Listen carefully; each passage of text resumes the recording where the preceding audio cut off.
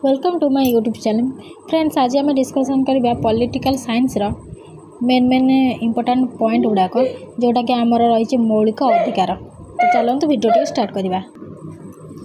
Political science मौलिक अधिकार आमर केतटा 6टी रही। पूर्वे 7टी थिला किंतु संपत्तिगत अधिकार को आमर बाद दिखाई 6टी रही। 6टा कौन? प्रथम हूँ समानता अधिकार।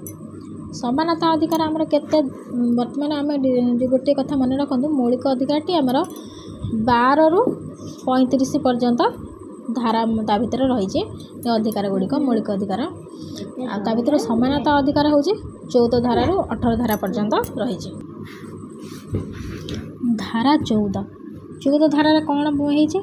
आईन आगे समस्ते समान समानता अधिकार पढ़ते।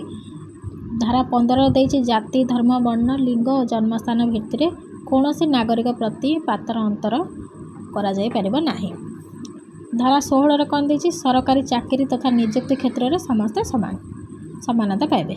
17 देती धारा 17 अस्पृश्यतार निवारण छुआ अछुआ भेदभाव न थाए।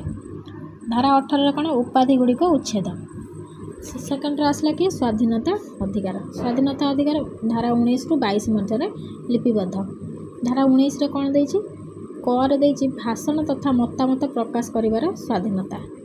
1978 मसीह 44तम सांबादिक संविधान संशोधन आईन बल संपत्तिगत स्वाधीनता अधिकार हटाई दि जाइए। केते संविधान संशोधन ना 44तम केते मसीहा?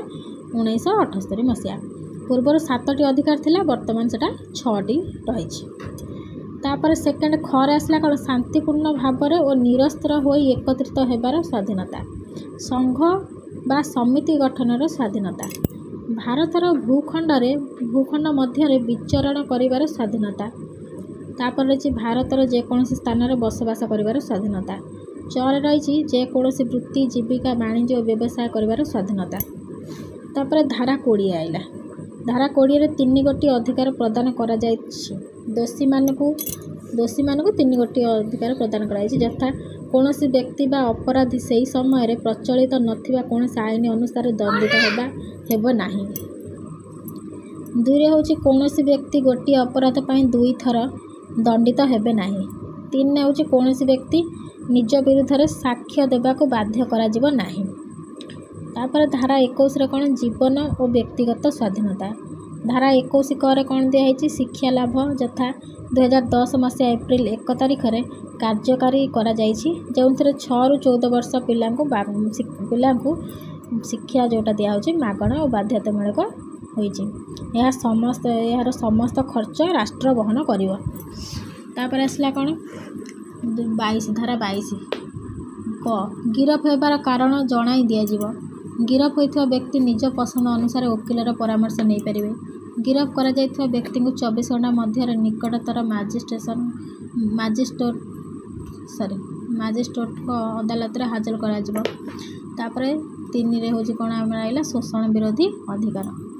23 और 24 रे रही। धारा 23 रे रही मनीष किणा बिका बेठी और बिना मजूरी रे खटाइबा निषेध। 24 रे रही 14 वर्ष रु कम बयसर शिशु मान खणी कल कारखाना और अन्य विपदजनक कर्म नियुक्ति निषेध। तापर आसला आम धर्मगत स्वाधीनता अधिकार। धारा 25 रु धारा 28 भितर। धारा 25 रही कौन? प्रत्येक नागरिक स्वाधीन भाव में धर्म ग्रहण प्रचार और प्रसार करें। धारा 26 धर्म प्रतिष्ठान निज धर्मर धर्मानुष्ठान प्रतिष्ठा और ताहार रक्षणाबेक्षण करें। धारा 27 कौन देती? कौन सी निर्दिष्ट धर्मर उन्नति पर नागरिक मानक ठारू बाध्यतामूलक कर और अर्थ आदाय करा जाय परिबो नाही। धारा 28 सरकार द्वारा प्रत्यक्ष व परोक्ष भाव परिचालित होउथिबा शिक्षानुष्ठान धर्म संपर्क में शिक्षादान दि जाय परिबो नाही। तापर आइला 5टा सांस्कृतिक और शिक्षागत अधिकार। धारा 29 रु 30। 29 देती भाषा लिपि और संस्कृतिर सुरक्षा। 30 देती संख्यालघु गोष्ठी निज मन मुताबक शिक्षानुष्ठान प्रतिष्ठा करें। 6 हूँ लास्ट शेष जो अधिकारटा सांविधानिक प्रतिकार अधिकार। एटा धारा 32 रु 35 हेले 32 लिखा जाए। मौलिक अधिकार सुरक्षा पाई अदालतर साहाय्य नहीं पारे। एटा कोड़ा धारा 32 रे ही लिखाई। तापर आम रहा कि रिट ପାଞ୍ଚ ପ୍ରକାର ଆମର ରିଟ୍ ଅଛି, ଯେଉଁଟା ହୁକୁମନାମା କୁହାଯାଏ ରିଟ୍। ଗୋଟେ ହେଉଛି ବନ୍ଦୀ ପ୍ରତ୍ୟକ୍ଷୀକରଣ, ଦୁଇରେ ହେଉଛି ପରମାଦେଶ, ନିଷେଧାଦେଶ, ଅଧିକାର ପୁଚ୍ଛା, ଉତ୍ପ୍ରେକ୍ଷଣ। ଏସବୁ ଥିଲା ଆମର ପଲିଟିକାଲ ସାଇନ୍ସର ମେନ୍ ଯେଉଁ ଅଧିକାର ଆମର ମୌଳିକ ଅଧିକାର ରହିଛି। ଆଉ ଏଇଟାକୁ ଟିକେ ମନେ ରଖିବେ। ବାସ୍ତବିକ ଧାରା ସମ୍ବନ୍ଧୀୟ ବହୁତ ଗୁଡ଼ା କ୍ୱେଶ୍ଚନ୍ ଆସୁଛି, ଧାରା ରିଲେଟେଡ୍ କେଉଁଟା କେଉଁ ଧାରାରେ ଅଛି। ଆଉ ଭିଡ଼ିଓଟିକୁ ସମ୍ପୂର୍ଣ୍ଣ ଦେଖିଥିବାରୁ ଥ୍ୟାଙ୍କ ୟୁ।